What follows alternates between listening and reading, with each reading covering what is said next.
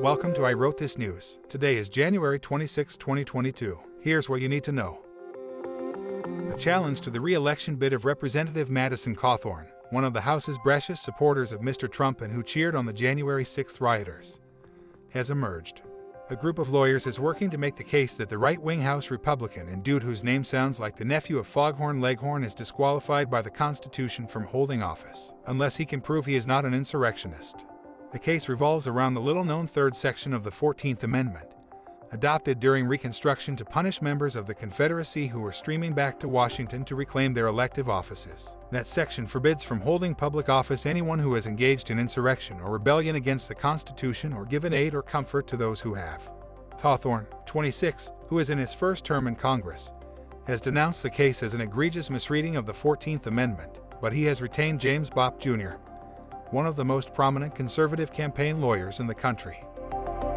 Billionaire investor Mark Cuban helped launch an online pharmacy that offers more than 100 generic drugs at an affordable price with a goal of being radically transparent in its price negotiations with drug companies. The online pharmacy's prices for generics factor in a 15% margin on top of actual manufacturer prices and a $3 pharmacist fee, the company said.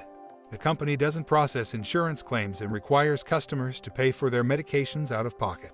And to place an order for medications on the company's website, patients must request a new prescription from their doctor. The billionaire modestly named the new venture the Mark Cuban Cost Plus Drugs Company. Other than lending his name, it's not clear whether Cuban has invested in the enterprise. A recent decision by the Food and Drug Administration to temporarily halt the use of monoclonal antibodies for the treatment of infection with the Omicron variant drew a vehement outcry from some on the right, including Florida Governor Ron DeSantis. DeSantis' spokeswoman and person whose last name sounds like she doesn't even believe what she's saying, Christina Pushaw, on Monday night promoted a claim by a conservative conspiracy theorist that, quote, "The FDA is trying to make it so that people in Florida die of COVID. They'll kill people to harm Republicans." The use of treatments under emergency use authorizations legally requires a determination that the benefits outweigh the known and potential risks. Despite DeSantis' claim that there is not a shred of clinical data to support the change, the FDA notes that there is significant data on the monoclonal antibodies' lack of effectiveness against the Omicron variant in a laboratory setting. DeSantis has been a forceful supporter of the use of the antibody treatments in people who fall ill to the coronavirus. Green Bay superstar and puncture-resistant Aaron Rodgers finally reacted to President Biden last week, after the commander-in-chief in December made an offhand comment to a Packers fan that the quarterback should get vaccinated. In an impressive display of nouns and verbs trying to find their places in line, Aaron served up the following word salad, quote, "When the President of the United States says, 'This is a pandemic of the unvaccinated,' it's because him and his constituents, which, I don't know how there are any if you watch any of his attempts at public speaking, but I guess he got 81 million votes. But when you say stuff like that, and then you have the CDC, which, how do you even trust them? But then they come out and talk about 75% of the COVID deaths have at least 4 comorbidities.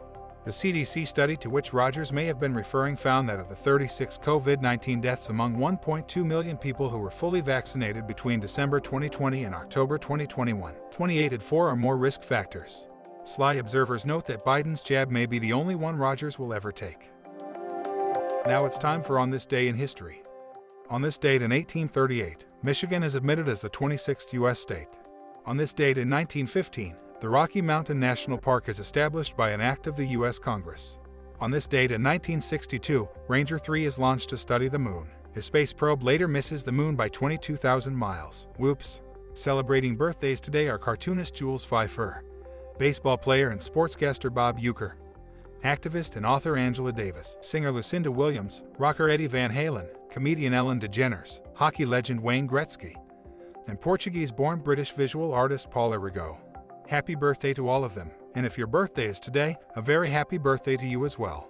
Today's news was brought to us by the New York Times, Forbes, the Washington Post, ESPN, and Wikipedia.